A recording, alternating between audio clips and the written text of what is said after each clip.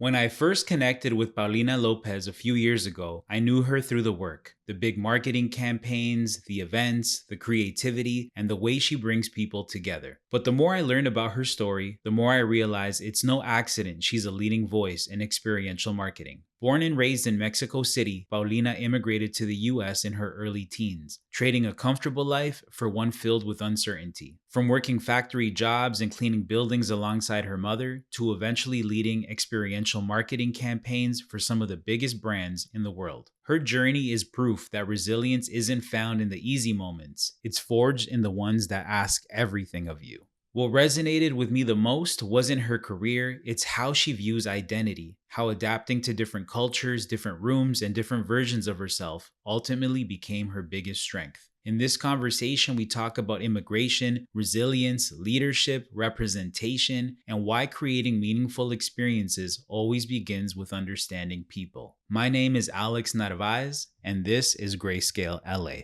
Paulina. Hi. So nice to Hola. meet you nice in to person. Meet you too. Placer. I know. Igualmente. So, look, I love how me and you connected because I think we've been connected online as friends now since 2023, since Foot Locker's Flow Original class of 2023. Wow. So that's when I think me and you first connected. And since then, that was also an honor for me to even, I'm very proud of that moment too. I think I was the only Canadian featured in that little Foot Locker campaign. But since that, I've been following your journey, and just number one, as a fashion powerhouse, I love all the stuff that I see you wear. Every time you post something, I'm like, there's gonna be a cool fit. So when you came in today, I'm like, what is she gonna be wearing? I had to come prepared to pull out some cool kicks. I see you.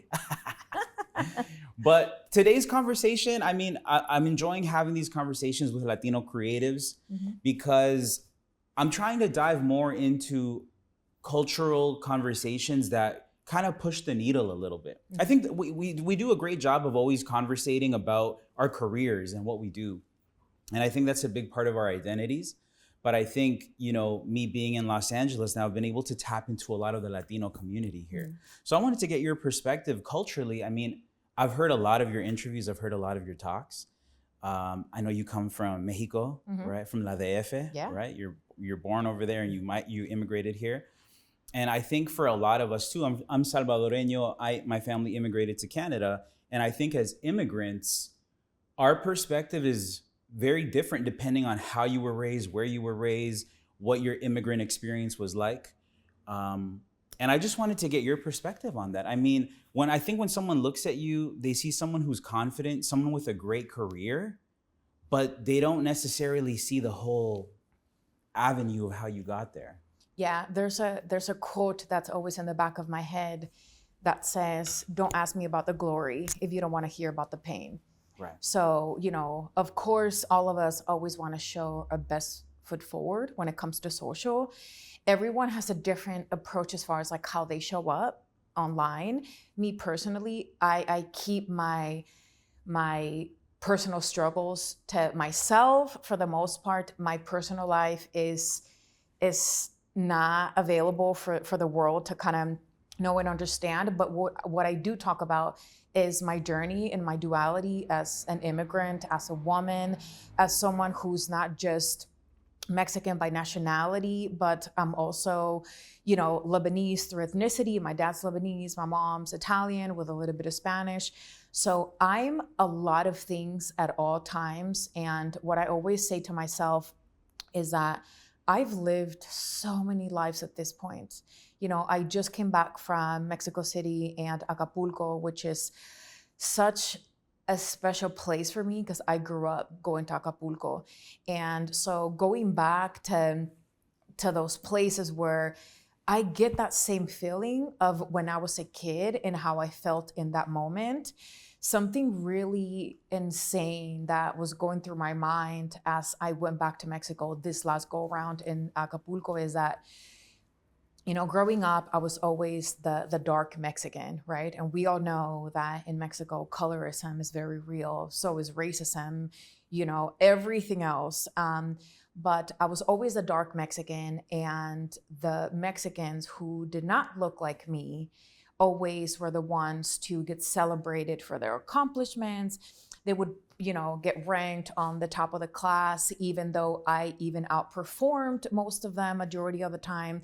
So that's something that I didn't really understand why those things were happening to me, even though I worked so hard to be sure that, I've always been very driven, even as a little girl. So I never really understood, like, hey, how come I outperformed all these people? I'm still not on the bulletin board. How come I'm not the one holding the flag? So things of that nature. This last trip really taught me that the reason why my skin was so dark growing up is because I was so privileged to go on so many vacations to these beautiful beach destinations. So I constantly had this natural glow and tan and bronze to my skin, right? But it's not until I got older, and even during this last trip, that I realized that it was a privilege to have a tan, darker skin than maybe some of my friends in school. So there's just like all these moments throughout my life where like I recognize like how special the place that I was born and raised in, and my incredible parents, and all the things that they did for us growing up, and all the vacations and all the places that they took us until now. So sometimes it really does take going back to those places and being in that state of mind to realize like, dang, I had a great childhood, and I am so proud of my roots and where I come from and the beautiful job that my parents did. So that was a very long response, but no, that's okay. I had to bring it up because it's just recent, right? I just came back. So that's beautiful to be able to go back and remember things in a different way. You're seeing it as an adult through an adult eyes. Oh, yeah. Right? Yeah. I was in tears with my siblings, and we just kind of hung out in the pool for hours, and we hugged around a circle, and we were just going through all the memories of us growing up, and with the sentiment of like the pains and everything that we go through. My parents divorcing was such a dark time, but I blocked it out for so many years. It's not until now that I'm able to really speak about it openly with my siblings. And this past trip was really like liberating in so many ways. And we acknowledged the pain while we still acknowledged all the good that it's crazy to say that might have came out of that separation, which is me migrating here and making a career and having the ability to go back to see my family and all the things in between. So all that to say is that even though a lot of us come from really hard, painful, heartbreaking journeys, there's always going to be a positive out of a not so great situation in the moment. Yeah, I've heard you speak on positive outlook and how that really shapes your life. Oh yeah. Your career, everything, right? Being able to have a positive approach to any situation. Mm-hmm. So shout out your parents for instilling that kind of mentality, because I think that's a game changer for anybody. Yeah. Right? I want to go to the process of, and this is, I think, challenging for any immigrant family, is picking up from your home. Yeah. Just completely moving your whole life to a different country. Right? The culture shock. Yeah. The language shock, everything changes in an instant. Mm-hmm. And I remember, I'll share this very quickly with you. I remember being very young and going to a corner store with my abuelita. At the time, Spanish was my first language. I'm a little kid. Mm-hmm. I only spoke Spanish at home. So go to the corner store with my abuelita, and I just see her struggling to try to buy like milk, and how poorly she was treated by the store clerk. And these are memories that are ingrained in me. Mm-hmm. That I'm sharing one with you, many, as an immigrant, where you are taught by the society like you're lesser than because you don't speak the language, and you see the way your family gets treated lesser than. Can you speak maybe on some instances and how you combat that? Because I feel like as immigrants, we're bombarded with that. Yeah. But we look at who you are today. You've obviously fought past that. Can you speak on that? My journey was a little bit different because I don't even remember learning English. I was so privileged again, right, to go to private bilingual schools. So when people are like, how did you learn English? I don't know. I just always learned it.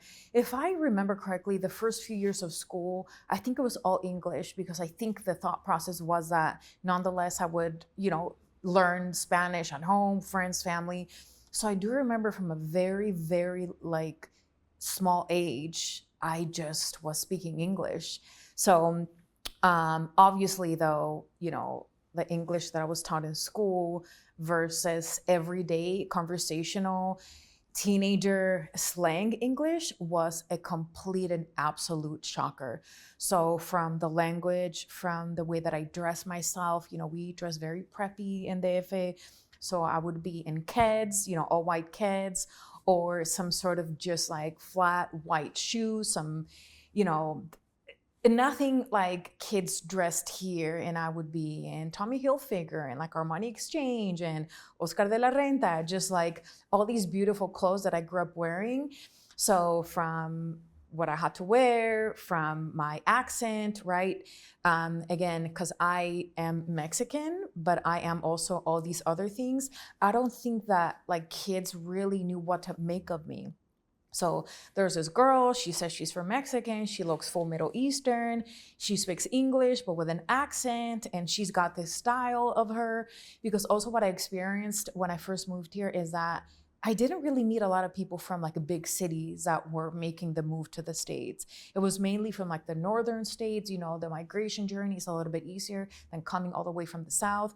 So all the other kids that had a similar journey were not from big cities. I was really the only one from the DF, right? From a place of sorts. So it was really hard to find like my niche, right? My group, my people, because I didn't really relate to like, some of the other kids that also migrated from Mexico because my experience was so different.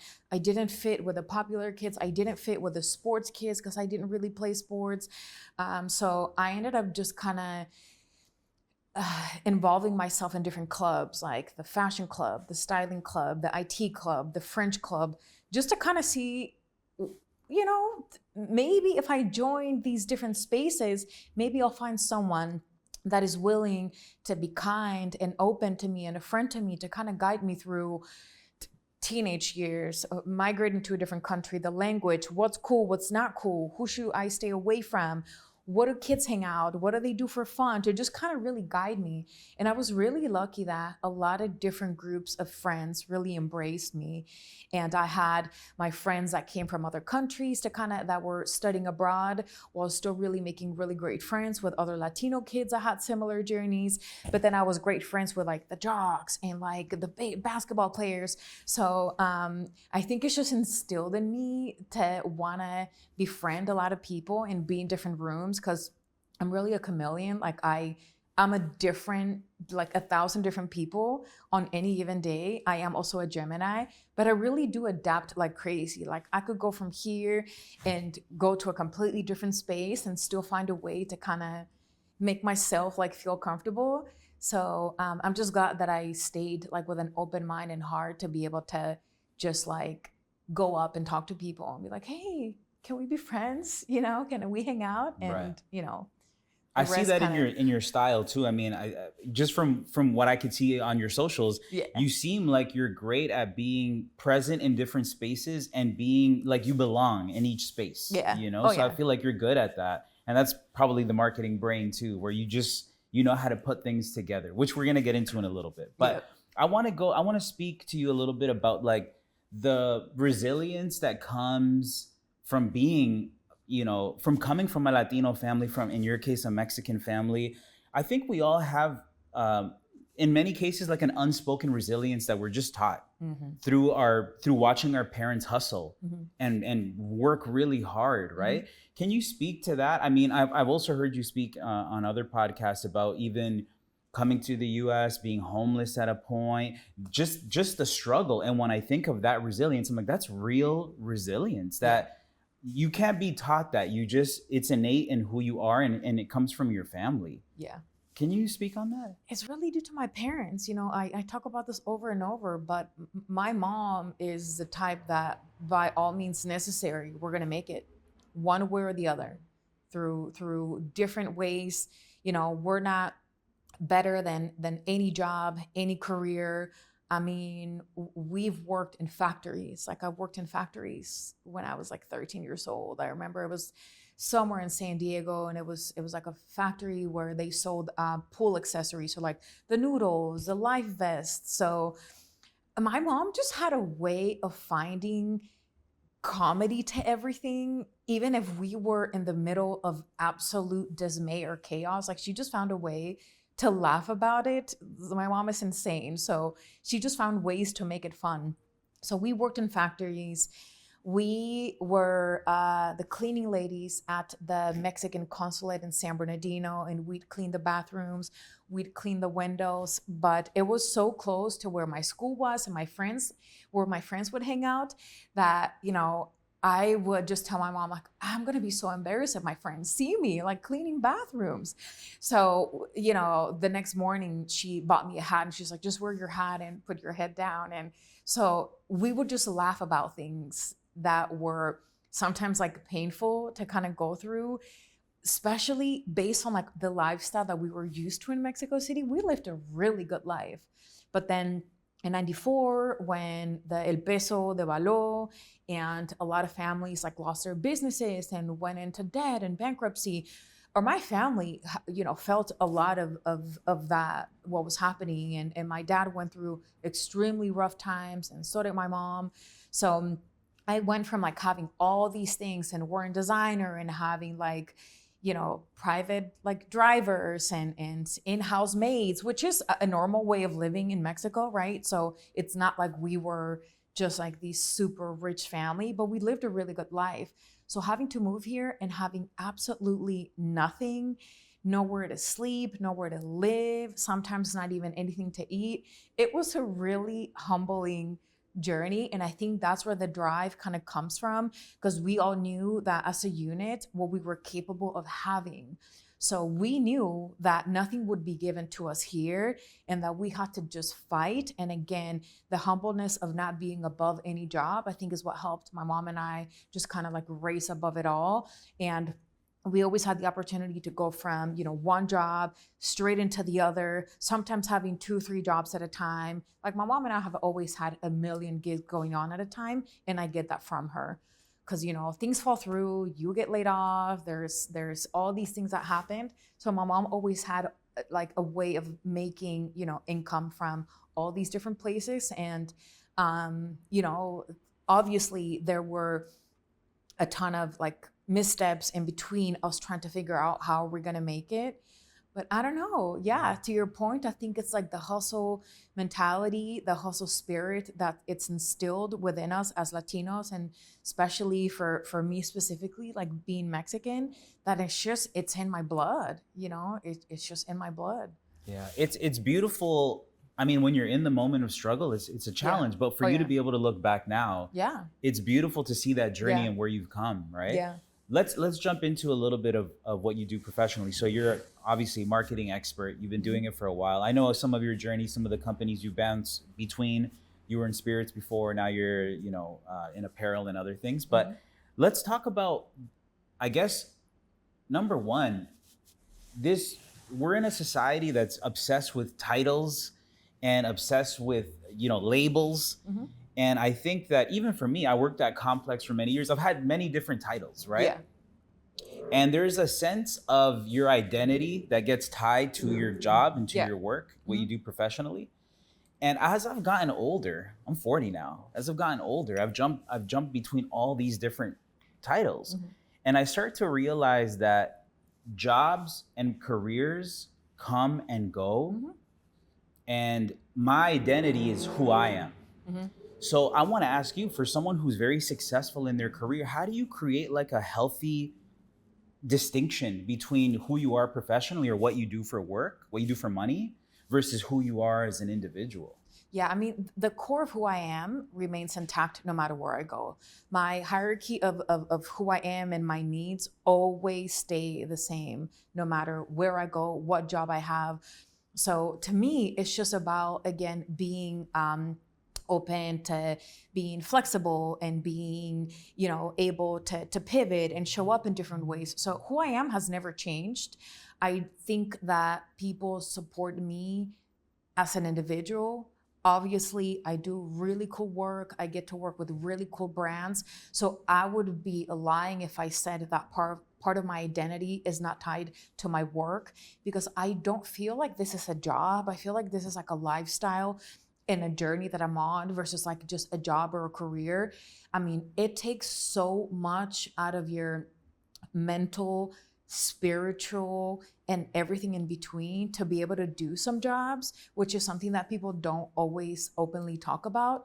So it's inevitable that I am what my work is, but at the same time, when I'm off work, like my friends that really know me, I am just a completely different person in relation to maybe how I show up.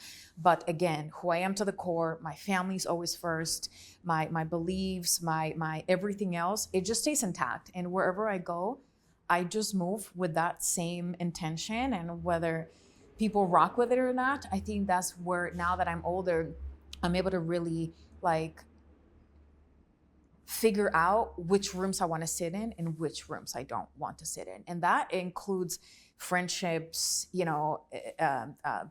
professional spaces, and everything else in between. Something that I definitely am kind of known for is that the second that I'm just not feeling something, I'm gone.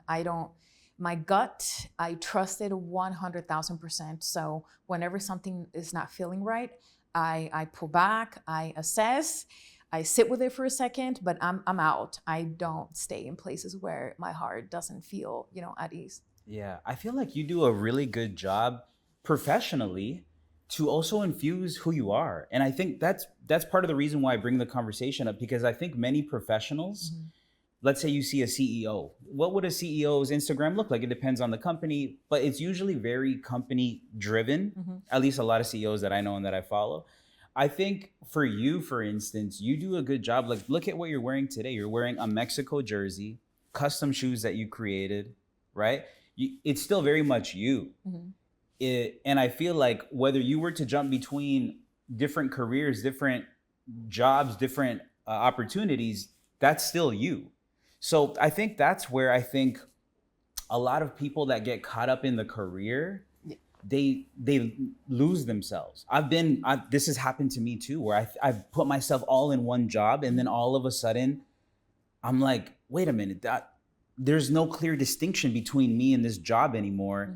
And I realized that once I've left that job, elements of me that I thought were me weren't really me, I've heard you talk about this when you worked in spirits, right? You would have to go out and drink and stuff, and you're like, that's not really me. And I think that happens to a lot of people.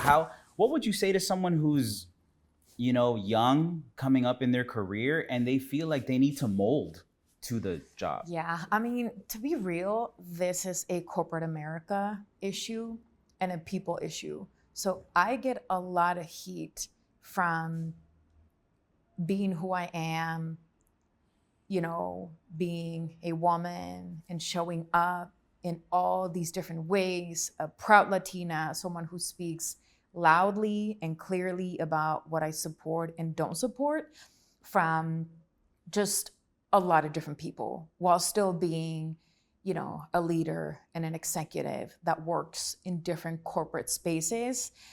So I'm still trying to figure out the balance of it all.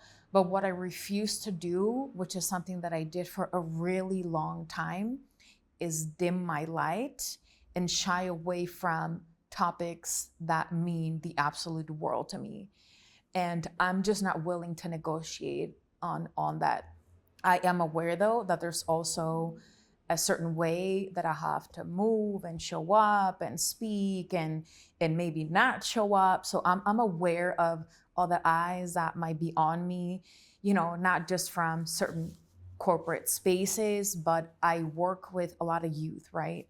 So I'm try to be mindful of my audience and who sees me and how I show up and how I speak and how I dress and all these things. But at the same time, and I don't really do it intentionally, but I do want people's minds to be a little bit more open to, again, the fact that we are not just workers. I'm 1,000 different things, right? And if I choose to wear this or go to this place or go to the other place, I'm still someone that's gonna show up on time to my next call the next morning.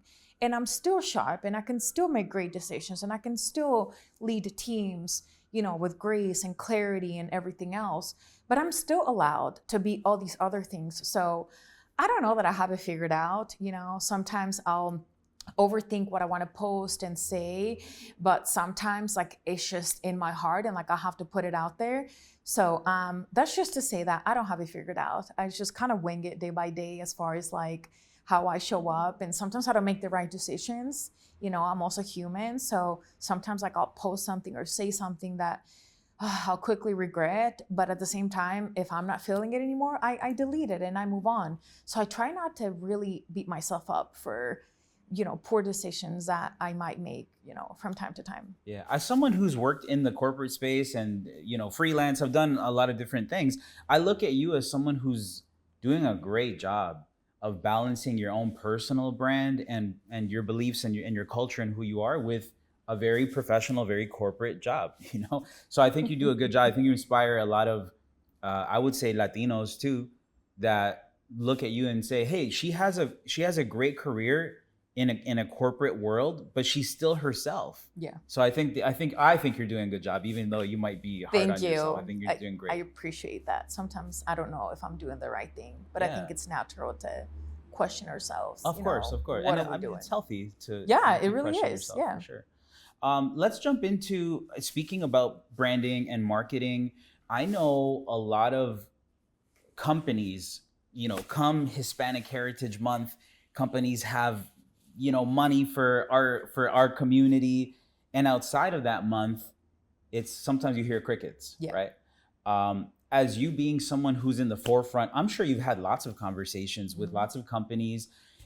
What is that like for you? I mean, and how are you navigating that world? Because I feel like for someone like yourself, your culture is very important, right? Representing, and I see all of the brands that you follow, Ghetto Rodeo. I see how you're involved in the community and how you put on for these brands and you provide opportunities. Even for myself, I look at that and I'm like, she's a leader in our community.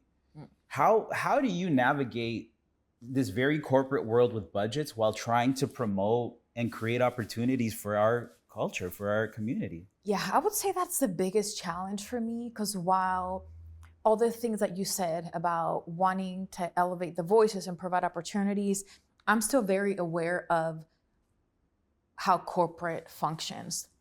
So this is the topic that I probably struggle with the most, because I understand that for some companies, it's just not the core consumer. And I'm not speaking for any company in particular. I work for so many different brands, and I typically work for brands that have extensive portfolios, meaning that I have to speak to a lot of different target demographics. So my mindset is that I'm not going to be able to control everything in my world. So if there is something that I can control, is how I personally show up and support. So even through potential, you know, corporations or jobs, even if I'm not able to move the needle through certain spaces, I will forever find a way to support businesses that I'm passionate about. So whether it is like showing up to the events, reposting, sharing a resource with any one of them, anything that I can do to support, I am always willing to do that, understanding that through other lenses, I might not be able to necessarily help and support. But me as an individual, I will forever rock with the brands that are elevating us and helping us and supporting us. And I'm gonna keep doing it. You mentioned leadership a little bit earlier, and I wanted to ask you, like, how do you approach leadership, and what does leadership mean to you? Yeah, I think it's just a matter of, again, leading teams through compassion and you know, and grace, especially when you work in a matrix that might be a little bit complicated. I will say, though, that my previous leaders are people who have really kind of shaped the way that I lead. I've had really strict micromanaging leaders. I've had leaders on the complete opposite end. And I think I sit kind of like right in the middle. For me specifically, something really beautiful about the teams that I've led or that I lead currently is that we spend so much time with one another, not just in front of the computer, but all the after hours. So things that people don't see. being in a random Uber at 10 p.m. in Phoenix, driving to a store to buy 50 pairs of socks because the shipment didn't make it, and being in the trenches and waking up at ridiculous hours in the mornings for setup, for breakdown. Those are the things that, I wish I had the time to maybe show behind the scenes, but experiential work is an absolute beast. And the things that you live with people, I have so many stories from like things that most people would be like, you guys are insane, just eating cookies for 3 days straight at an event because we never once had time to even step out to grab a proper bite. Right. Is it healthy? Do I recommend it? Absolutely not. But it's those little moments that you end up really bonding so closely with certain people. So I think, I have such great individual relationships with all the team members that I've managed and that I've led in the past, while at the same time, like keeping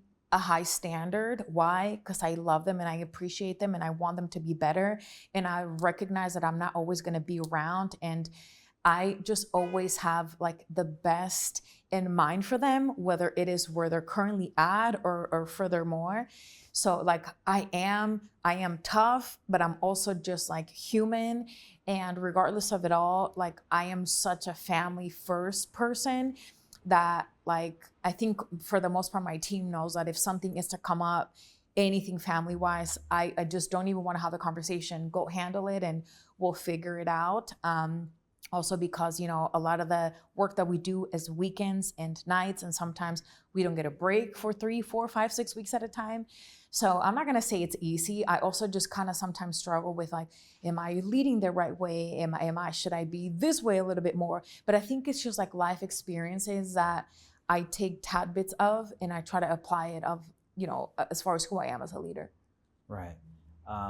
Again, just as someone looking in at you, I think that the stuff that you're creating, experiential wise, you and I also have we've never met at ComplexCon, but we've been at the same ComplexCons and things like that. And I think experiential for me is something that's so interesting because as we move further into this like AI, very digital world, people are craving more in-person activations, those kinds of experiences. Mm-hmm. Can you speak on where you see the future of experiential in terms of, brands activating? Do you think that this is like going to be the new norm where marketing budgets are just always dumped into experiential and less in digital? And how do you see it? We're already there. Like I remember the first year or two with my current employer to where we are now, we were the afterthought. We were not a priority in terms of budget allocation, what went to paid media, what went to all these different marketing buckets, right? We were always the afterthought. We had to really fight and make a case as of why we needed to do, X, Y, and Z. And we went from doing very small, one table, step and repeat activations to as big as, those high energy, basketball weekends. So we are already there. I don't see it slowing down. Experiential is now one of the biggest buckets that companies are investing in because, again, we want to feel it, we want to see it, and what a better way of translating that into a tangible form, and that's what I do best. I want to stop you there because I want to actually ask you about that specifically. Like, because I know you're good at this and this is what you do, experiential. What do you, when you go into an experiential project for any brand, for any project, what's always like your focus? Is it like human connection? Like, what are you after when you put these projects together? There's actually like a bucket of things that we have to accomplish. We're going to have like all the qualitative, right? Like a quantitative sales, traffic, conversion, all the things from like a business investment perspective, the ROI, kind of shows that we are there. But then all the qualitative is like consumer sentiment, repetition of people wanting to come back into the business due to X, Y, and Z experiential experience, the engagement of the community, right? Like how many kids are we providing an added bonus for, whether that is gifted product, covering fees for entries for whatever experience there is. So there's just like a bucket of things that we have to accomplish, and I can't really accomplish one without the other, right? Like I've got to have my business metrics really kind of going and making sure that I align with that so that we continue to get the dollars to reinvest back in the community. But there's some things that I just can't even really put on paper, like to hear the amount of handwritten letters that I have from the past years from parents and kids thanking us for doing X, Y, and Z for their kids. Like I keep them all, by the way, but I can't even count how many they are. And that is something that there is just no formula in the world that could translate that feeling of understanding what we just accomplished from a community sentiment perspective. That's beautiful. You brought me to my final point, because I know we're tight on time and we're going to wrap it soon, but I wanted to speak to you about community. Yeah. You know, I know a lot of the work that you do is community driven too. Yeah. There's obviously the big corporate element to it, but you're able to take some of that and infuse it back into the community. How do you approach community work? Yeah, I mean, my point of view is that there is a world where two things are true. You do really cool influencer-led, sales-driven experiences and still keep it community, right? Because I think community means a lot of different things for different people. You know, you and I could be considered community through our mutual, interests and our Latinidad and like everything else. But when I say community, it might mean, giving an opportunity to a local photographer that might be from the community. So I always try to blend in both, like aspects into an activation. Obviously, sometimes we're going to lean heavily towards one versus the other. But for the most part, I always try to make it a point to give back and engage the community in one way or the other. Because I think it's important in the long run as just companies try to ingrain themselves into different spaces. Like you have to be present, not always because it's not realistic, but sometimes too when it matters and doing it, intentionally. And, companies don't always get it right. And I think that, with this whole cancel culture, sometimes people don't realize that it is just everyday humans too behind these huge corporations. And we struggle too with the decisions that we make. Right. So I try, and obviously there's extremes where companies get it completely wrong, and I'm not justifying it by any means or making excuses for those people. But I think like there's an aspect in a space where you do have to realize that there's people behind these brands. To your point, it's not AI, it's not computers, it's not machines, it's people in a room trying to make the best decisions. And sometimes we're just not equipped to do it. Or sometimes the culture will shift on us, from one day to the other. And sometimes we do with the best intentions, but it doesn't really come across that way.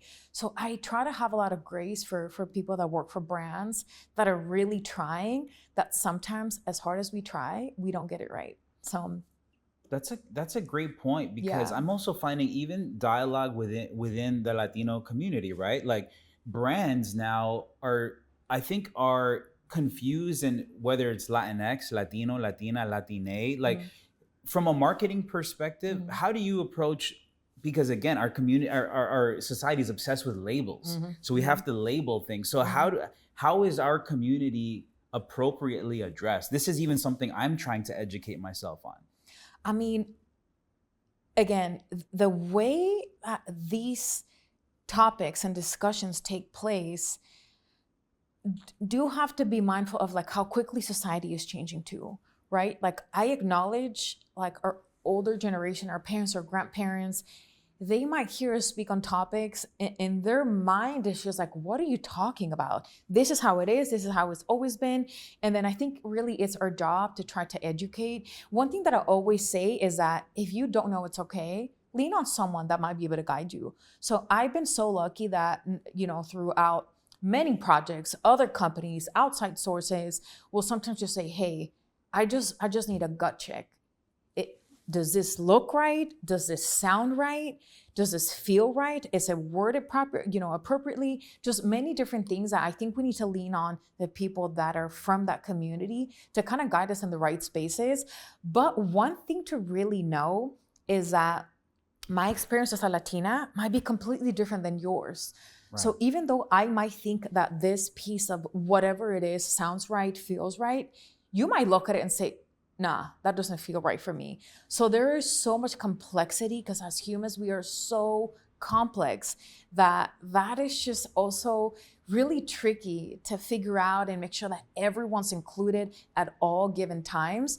So it's hard, but I think we're all doing the best that we absolutely can with the resources, information, budget, mental bandwidth, spiritual bandwidth that we absolutely, can. Yeah, I think you bring up a great point. I mean, it's different for everybody. Yeah. It's in the eye of the beholder, right? Yeah. So I mean, Yeah. what's right for you might not be right for me, and I think that is the issue with trying to put everyone under an umbrella. Yeah. Right? It's like we don't all identify maybe that way, right? So that's a great point. We're gonna end on something really fun. Yeah. I have to ask you. I'm sure you've been asked this before, but I want to ask you here. What is your sneaker grail? I'm going to go back to, actually, there's a few, because I just have like such personal stories with these shoes. Okay. It's not even about the shoe, it's my personal story, but the Flu 12s, Jordan 12s, my first Jordan. So by default, that is what sort of kicked off a lot of different things for me. But Jordan 17 Copper is one of my all-time favorites. Okay. And Jordan 16s, the ginger colorway. Ooh. So just very different from maybe what most people would pick. But those are my personal faves. Those are still fire, but for sure, definitely not like common go-to grails. No, at but all. Very, very cool because of the personal sentiment. Yes, yeah.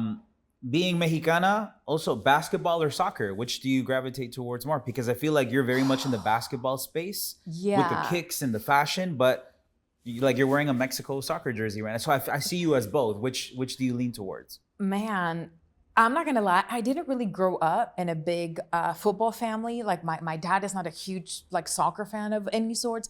But I do remember in school, whenever Mexico played in the World Cup, there would be no classes. It would just be TVs. We would watch the games. And every time that Mexico scored, we would run out, as a collective, like hundreds of kids with our jerseys, and we'd be waving the flag. So I think I just lean into more like the passion of the sport versus picking one or the other, because I am so ingrained in basketball, but right now I am a football fan to the core.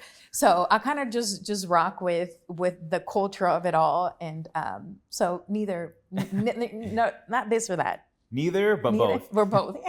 What's more important, the fit or the kicks? Man. I feel like I'm able to tell more of a story sometimes with my clothes now versus my kicks. And now that I'm really more into like the apparel piece of it all, I'm going to say the fit, because I can make any pair of shoes kind of work with the fits that I got on. Yeah, that's a good answer too. I feel like you could definitely do more with the fit. Yeah.